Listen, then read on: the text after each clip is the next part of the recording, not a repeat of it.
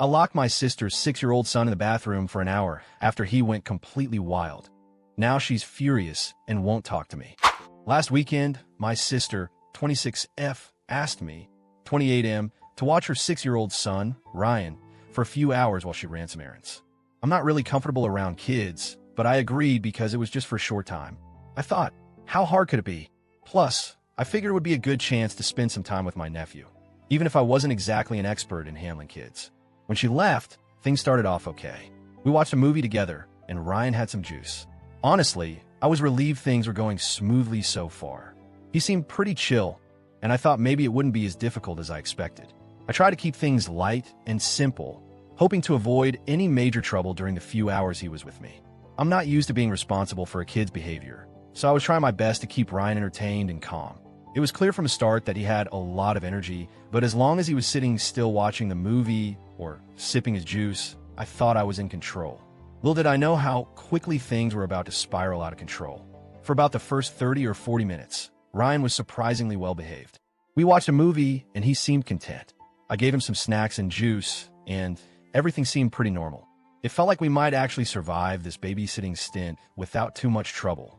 I tried to engage with him, asked what he wanted to do after the movie, and even suggested some activities. I wasn't sure what kids usually like, but I figured throwing in some options might help keep him busy and out of trouble. He was quiet for a while, and I started to think, okay, maybe I can actually do this. But then, just as I started to relax, Ryan's behavior began to shift. It was like someone flipped a switch. Instead of sitting calmly, he suddenly became more hyperactive and restless. He got up and started running around the living room, knocking things over as he went. I told him to stop, but he ignored me completely. After those first signs of restlessness, Ryan quickly escalated into full-on chaos mode. He started running all over the place, throwing couch pillows around, and even dumped a bowl of popcorn on the floor. I tried to stay calm and told him multiple times to stop, but he just wouldn't listen. I even tried offering different things for him to do, hoping to redirect his energy, but nothing worked. Things got worse when he snuck into my bedroom without permission. I didn't think much of it until I noticed him rifling through drawers. Then I caught him with a Sharpie marker, and to my horror, he started drawing on the walls. I tried to take the marker away, and he actually tried to kick me when I approached him. At that point, I tried to call my sister to get some advice or to check if she could come back early, but she didn't answer. I was starting to feel overwhelmed. It was obvious I was losing control of the situation fast, and I wasn't sure what to do next. The situation quickly escalated to a point I wasn't prepared for.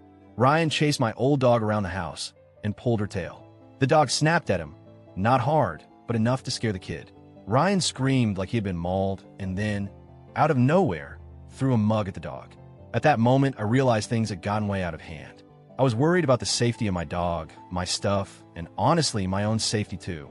Ryan's behavior was getting more aggressive and unpredictable, and I didn't know how to calm him down. I didn't want to hurt him or scare him, but I felt like I was losing all control of the situation. Feeling overwhelmed and not knowing what else to do, I decided to put Ryan in the bathroom. I told him he needed to sit there and take a break until he calmed down. I locked the door from the outside, not because I wanted to punish him, but because I didn't feel safe leaving him loose in the house after everything that had happened. At first, Ryan screamed and cried, but I sat outside the door and talked to him every few minutes, trying to reassure him that he wasn't in trouble, just needed to calm down. After some time, he stopped crying and got quiet. I figured it was safer for everyone if he stayed there for a little while. I then went to clean up the mess he had made in my bedroom and checked on the dog. I thought an hour was a reasonable amount of time to let him cool off, but looking back, I realized that might have been too long. When my sister finally came back to pick Ryan up, he ran out crying and told her I had locked him in the bathroom. She completely lost it. She said I was abusive and that I traumatized her son. Since then, she's been furious with me and hasn't spoken to me. She's telling other family members that I locked up her child, like I shoved him in a closet or something. Some relatives have taken my side, understanding that I was just trying to keep things under control, but others say I went too far. I honestly didn't yell at Ryan or hurt him physically. I just didn't know what else to do when things escalated so quickly. Now, I'm stuck wondering, did I really cross the line here?